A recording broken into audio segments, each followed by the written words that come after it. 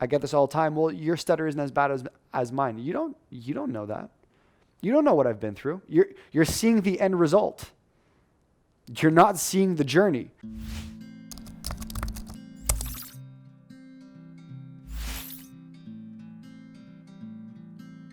Hey everyone, how's it going? My name is Daniel Francis. I'm the creator of the Mastery Stutter program.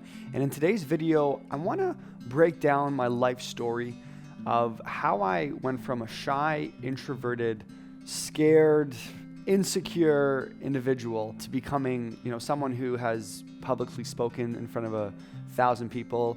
I've trained and mentored 500 plus individuals on communication, on confidence, on speech. How I've become a director at 26, making multiple six figures, and how I really revolutionized my life from this individual who let his stutter control him for so long. And this isn't meant for me to impress you. I want you to understand my journey, that it's real. I've always been a big advocate of, if I can find someone else that has done it and has been in similar shoes to me, I know I can do it as well. So I hope you can learn from this and understand kind of my journey so you can do it too and find the patterns so you can really evolve to the best version of you. So let's kind of break it down. There's 5 main aspects of my journey. The first journey is actually music. So music was my first phase in my life where I found that when I played and when I sang, I didn't stutter. So I would say this is around when I was 15, 16 years old. Prior to that, it was a big deal, but I didn't really know how to handle it. So I was more of like the turtle inside the turtle shell. I was more of the shadow. I didn't really want to connect with anyone or just be as quiet as possible. And when I was probably grade 10, which is about 15, 16 years old, that's where I started to listen to music. So what I would do, and this was kind of my journey, if you remember, if you were this old, but I would actually have a whole pack of CD albums, and I would carry like literally anywhere from 50 to 100 albums where I had the cover, I had the CD in the holder, and I would hold my Walkman everywhere I went. And it was like my form of therapy. I would listen to certain music, it would evoke different emotions, and I would really connect to the artist. And it was my therapy, if the easiest way to kind of put it. I've done the speech therapy, I've tried different methods, nothing really worked, but when I was listening to music, it was like I created this like oasis, this like world, this getaway. And then I moved into saying, you know what, I'm listening to all these bands, why don't I start learning how to play it? So, my first ever instrument was my bass guitar. I ordered it off eBay. It was called Wenson, and it was probably like $80, and I got it in the mail. And I would literally just practice bass guitar, and I would follow other bands that I liked. So I was a big fan of like Blink-182, who else? Sum 41, Fall Out Boy, Good Charlotte, and I would just practice being the bass guitar. And it was like ding ding. I got no guitar lessons, nor did I want any. And I literally just learned everything off Google. I would search up tabs and I would just follow along with the song. Then I was about 16, 17 years old, and me and my cousin Ale and my other cousin Andrea, we actually formed a little band together where I would play the bass guitar, my cousin Andrea would play the drums, and then my cousin Ali would play the electric guitar. And we would just like jam out. It would sound like crap, but we had a fun time doing it. And then we started to shift over to the acoustic guitar, where we were playing the acoustic, and it was just fun. It was like, whoa, this is an awesome sound. Obviously the girls liked it too. So, I feel like that was our intention, but that's a whole nother story. And then I remember I was at my cousin's house, Ale's house in Etobicoke, and he goes, Daniel, why don't you just start singing?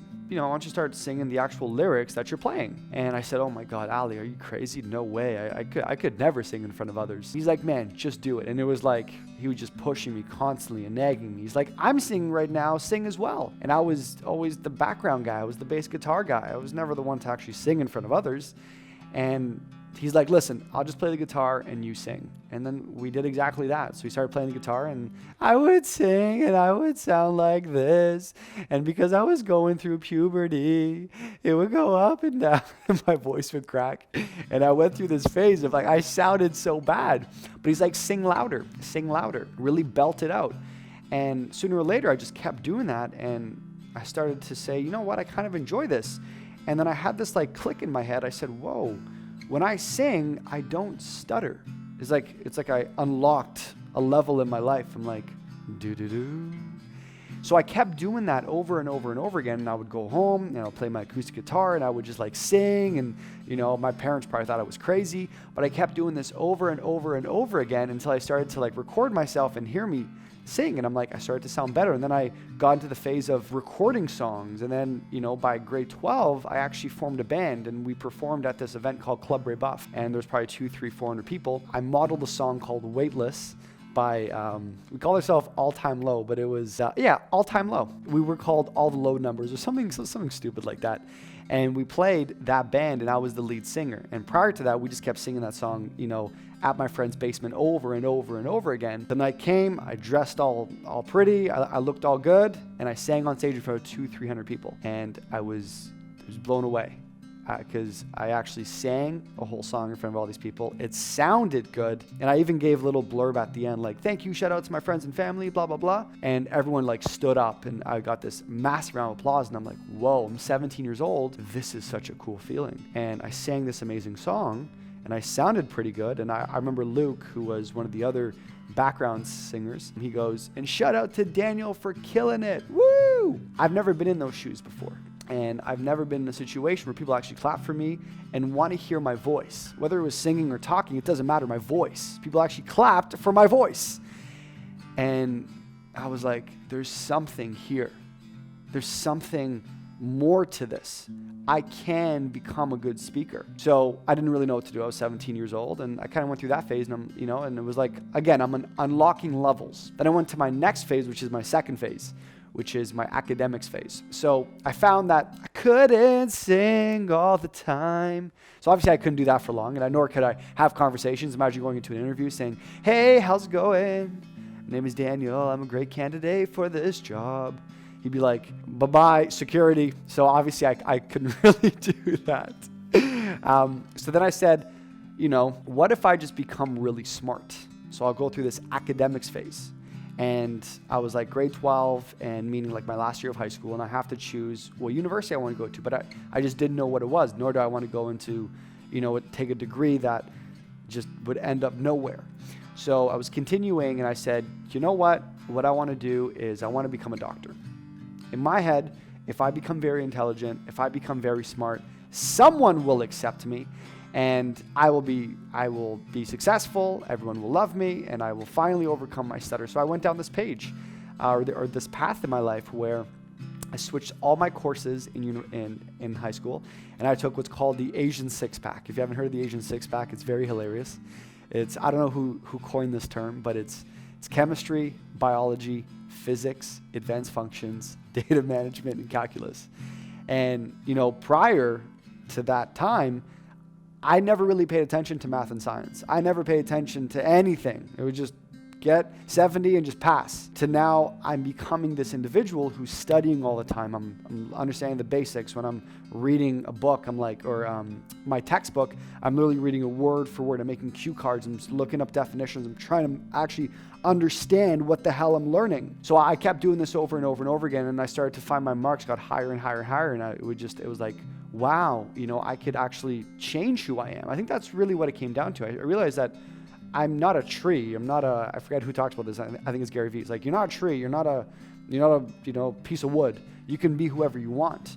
And I realized I changed my identity from this average individual who was scared to talk and had a lot of anxiety to this smart individual who's like getting 90s in calculus, getting 90s in chemistry, getting 90s in physics. Physics, for God's sakes. I remember showing my parents my homework and they're like, I have no idea what that is. Do not ask me. So, and then I got in, kind of fast forward that, I got into neuroscience. In university, I got a scholarship to be in neuroscience. And I was like, I did it. And prior to this, I cut out my social life. I didn't really have any friends. All I did was I studied 12 hours a day. So then I moved to campus about an hour and a half from my house. And my first year, I paid 18 grand that year, and I'm piling on the workload. I'm like, this is it. I don't want any friends on university, blah, blah, blah. Leave me alone. I just want to get really good marks. And I'm doing it, and I'm pushing through, and about 4 or 5 months in, 6 months in, I hit a brick wall. And I go, what am I doing with my life? And truthfully, just to be honest, I'm lying down in my bed on campus, and I am calling my mom at 2, 3 o'clock in the morning, literally saying, I don't want to live anymore. And that's probably one of the worst things any son could say to their mom at 20 years old. I don't want to live anymore. I don't want to do this anymore. And she's freaking out. She's about to call the cops. And, I'm stuck. I thought I found the path, but I'm overwhelmed by all this work. This isn't what I really want to do. And I'm not happy. And at the time, I didn't know why I wasn't happy. Now looking at it, I wasn't happy because I cut out social. I cut out my social life. I didn't have any friends. I didn't know anyone. All I would do is I was studying, and I put this pressure on my back, thinking that once I become this doctor, once I become this, I'm studying for the NCATs, even on top of all my work. Once I do this, then I'll be happy. And that is completely wrong. So it's February. This is about 2013. Probably January, February 2013, and I'm stuck. I don't know what to do. And, really, it's like that night, and there was multiple calls with my mom, and she said, you got to figure this out. And I know this. So I was like, okay, what can I do? Got up the next day, and I started to just do basic things. I was like, well, why don't I just make friends on campus? Why don't I join different social groups? Why don't I start looking at YouTube videos for motivation or whatever, right? Or and I started looking at TED Talks online. I started to, think, I started to meditate, believe it or not. I didn't know what I was doing. And then I joined a frat. Joined a frat on campus, thinking like I would do it. I remember I met this individual, just walk into class one day, and he gave me his business card. And I called him, and he's like, yeah, man, we're doing initiation, blah, blah, blah. So I did it. And after about a week, I quit. And I'm like, I think during or after the frat, I even wore the Brock Badgers uniform. So I literally went to a basketball game with the Brock Badger, which is like the animal of the university. I wore the uniform, and I went to the basketball game saying, woo, go team, like I literally 2 times. No one saw me, and I was like getting all this like attention, and no one knew who I was, and it was great because I didn't have to talk. But I was trying to do all these different things, and I kept hitting a brick wall. Nothing was working because what I really wanted to do was speak. I was doing everything else but speaking. So I was doing that and nothing was working. And then I quit the frat. And then literally about a week later, my friend invited me from the frat. His name is Isaac. Invited me to a business meeting. And I was at the library. I was studying for 12 hours a day because that's all I knew. And he's like, hey man, at 7 o'clock, we're doing this business meeting. I think you would love it. And I'm like, he thinks I would love it. Oh my God, this is exactly, oh my God, wow, so naively at the time. And I was like, sure, man, 100%, let's do it. Maybe this is a new social group. So I go and I see his public speaker, and this is what I always talk about. He came to the front of the room, my age, 21, told his story, explained the business opportunity, and I said, 100%, let's do it. I didn't even know what a network marketing company is. I think it was a pyramid scheme. I didn't even know, but I just wanted to be with friends. So I signed up and I said, Isaac, I would love to do it. How much does it cost? $600. Okay, sure, let's do it. How do I do it? He's like, do you have a credit card? I'm like, what's a credit card? He's like, don't worry, you can use my credit card. And just this kind of side story. Isaac even, bought my silver pack. That's what it was called. It was like, I think I got like 100 cans or whatever it was to buy all these like energy drinks. Weeks later, like I'm trying to work and try to make this happen. He's like, hey man, so what's up? Are you going to pay me back? I'm just so focused on doing it. Anyway, I paid him back, and it was like this energy kind of came out of me. So I'm 20 years old, and I have this new business opportunity, and I have to go network with all these different individuals. I have to go call all my old friends. I'm talking to my old friend Ian. I'm calling everyone from high school. I'm calling everyone from elementary. I'm going crazy. I'm trying to connect with all these individuals, and what I'm realizing is I'm stuttering the whole time. It's embarrassing. They don't even know what the hell I'm talking about, but I'm excited. And, lo and behold, one person signed up. My good friend Ian, one of my best friends. And did that, and then I signed up another guy on campus. He quit, and and I'm like, I have this public speaker who I'm just like, you have to just go meet this guy named Paul. You have to do it. I don't know how to explain it. Just come and see it. Next thing you know, it's March, April, end of the year, no more university. I go back home, and I'm like full throttle. And I believe everyone needs to go through this phase. It's kind of why I'm explaining, because when I went home, I joined this network marketing company. When I went home, I'm just on fire. I've never felt this good in my life. Like I feel like I have a purpose. I'm not meant to end up in a casket. Like I have purpose. And I know that sounds dark, but that's truthfully what I needed at the time. And for a lot of people who believe in God or the universe, like God works in funny ways. Like going through pain is not a bad thing. Like it's knowing how to take that pain and looking at it and saying, what is my lesson in this? And maybe without having all that pain, I wouldn't have become who I am today. So I'm actually very grateful that I had all that pain that I grew up with. I'm very grateful that I was depressed and I was suicidal and I hated who I was and I couldn't talk and I was stuttering and I was embarrassed of who I am. I'm glad I actually went through that. So I'm home, March through basically September. I'm just calling everyone I know. Some people are like, Daniel, this is a scam. What's wrong with you? You're an idiot. This is bad. Some people are signing up. And the next thing you know, I went from the first level, which is bronze, to silver, to gold, to diamond, where I get the car rank. I'm like, oh my God, the speaker who had the Mercedes-Benz, I now just qualified for the same rank. And again, like these are little shifts that kind of happen in my life. That's why when someone comes to me, he's like, what is the secret to overcome stuttering? What is the secret of how to speak like yourself? How do I do it? There's not just one thing. All these situations in my life allowed me to become who I am. So I hit diamond, and all my team is proud of me. I now built a downline of 200-300 people. I'm going into year 2, and I actually rented a place, and I thought I was going to move in, and I moved in, and then by September, October, I said, Mom, I can get all my money back for year 2. This is like the last day. And she's like freaking out. She's like, you're dropping out of university. I'm like, Mom, I'm dropping out of university. So I drop out, and this was a painful time. She didn't even want to talk to me, and I moved back in. And September, October, I just went full time with my network marketing company, and it was like, I now have a purpose. I'm going all in, and no one is going to stop me. And was that a good move at the time? I don't really know. All I know is I ended up exactly where I should be. You know, it could have been a lot worse if I was in year 3, year 4, and I went bye-bye. Like, we don't know. But all I know is things happen for a reason. So I quit, I committed, and I started to actually learn how to public speak. Prior to that, I didn't public speak. I let Paul do all the talking. But prior to that, and then I just went full throttle. I started to speak in front of a group of 10, group of 20, group of 50, group of 100. Like, when I mean public speaking, I did hundreds and hundreds and hundreds of public speaking events. I would invite people over to my house. We would do a one-on-one presentation over and over and over. I'm talking about 3, 4, 5 times a day. I'm talking about like 4 one-on-one presentations and 1 big presentation at night at 6 o'clock.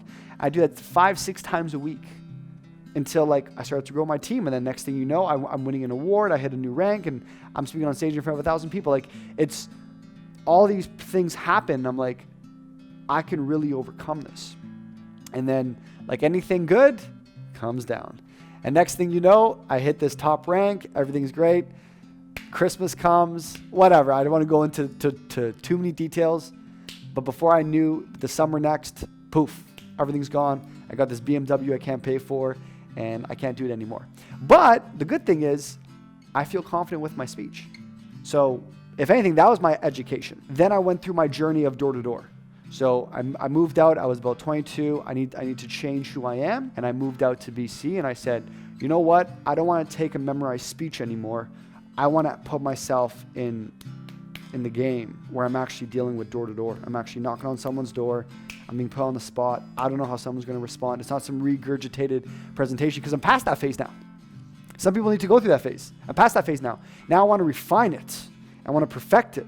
I want to deal with someone who's yelling at me and like just slow it down, break it down, like know how to handle agreement, know how to actually get my point across, know how to flip it and be like, okay, cool, man. You know what? I appreciate you. Come on inside. And at the beginning, I sucked. I stuttered. I couldn't say my name. I'd be like, hi, my name is Daniel. And they'd be like, are you okay? I'd be like, you know what? Let me just get out of here. Literally. I would knock on someone's door. I'd be like, literally, let me just get out of here. And I do that over and over and over again. But I had a plan of, I want to master my speech. This needs to be handled. And I kept knocking, no sale. Kept knocking, weeks, no sale. I thought I was going to get fired. But I was so focused on making this happen that I was going to make this happen. And then next thing you know, I started modeling other people. I started understanding. I followed the same path of model someone what's working, and then I did it. Practice. I would write down the script over and over and over and over and over again. Next thing you know, I made my first sale, made my second sale. I'm doing 4 sales in a day. I'm doing 10 sales in a day. I think my record is 18 sales in one day. That's 18 families in one day. You got to be very efficient with your time for that much. And I realized, I'm like, I got so much potential in me. And now I'm speaking, I'm articulating my words, I'm giving meetings, and I'm speaking from my sales team, and then I get promoted to manager. And I'm going down this ranking of, as the years kind of go by, my income's increasing. I hit 100 grand by 23 years old, and it's like the idea of who I was before is different. And by the way, this is all commission. I don't know what a salary is. This is all, I don't know what a salary is. All I know is if I don't produce, I don't get paid. If I don't make a customer, I don't get paid. That's how I live. And that's truly how I overcame it. And then I moved on to my last phase, which was, becoming a director. So now I'm in a position where I'm like, someone now trusts me. Oh my God. Little did they know who I was 5 years ago or a couple of years ago. And now I'm a director where I'm wearing a suit. I'm recruiting. I'm running the meetings, I'm teaching, I'm training, I'm showing, I'm being the example. I'm showing others what's possible. And then really that brought me to the next level, because if you really want to learn something, teach it. If you really want to understand something, take the information you're learning from a book, from a video, from a course, and go show someone else that. That's how you really actually know it. It's, this is how you really understand any information. Now, at the beginning, don't teach something if you don't really know it yet, because then that's bad information. But once you understand it and know how to teach it, that's when you really get it. And then that's in a nutshell, I went through this 7-year journey where I was this depressed, on the edge of suicide. I didn't understand who I was, to someone who is a director making multiple 6 figures. I found my dream partner. I got the car of my dreams. I bought my first home. And again, I don't say this to impress you. I show you that this is my life. These were the steps that I went through. And wherever you're at in your journey right now, I understand. It's difficult. I understand you've been this person for so long. And it's not going to change overnight. You're not going to flip a switch and then boom, you're someone else. It took me years. I had to fight neural pathways that were built. I had to fight belief patterns, and I remember getting up in the morning just depressed, like, what am I doing with my life? That's very hard to break. That doesn't get changed in a week. That doesn't get changed in a month. That takes consistent years of completely being uncomfortable. But I'm telling you, the whole idea with my story of my life is I want to break this belief in your head that I can't be that person. I can't become like him. I'm different. And the truth is, what you believe tends to be true. So if you believe that, then 100%, it's never going to change. But what I want to tell you that is, if you can see other people who've been in your shoes, who understands how it feels, and then can actually overcome it, right? I get this all the time. Well, your stutter isn't as bad as mine. You don't know that. You don't know what I've been through. You're seeing the end result. You're not seeing the journey. Because guess what? A lot of people when I was 17, 18, 19 never took me seriously. They never took me seriously. But now at 27, they go, wow, I can't believe it. But you haven't seen that. So what I'm telling you is this: write your story, rewrite your world, rewrite your future. You are in control of your destiny. And if I can do it, so can you. So I hope you enjoyed this video. This is one of your first videos on the channel. Be sure to subscribe, click that notification bells, and understand that if you can be fluent in one situation, you can be fluent in all. Take care.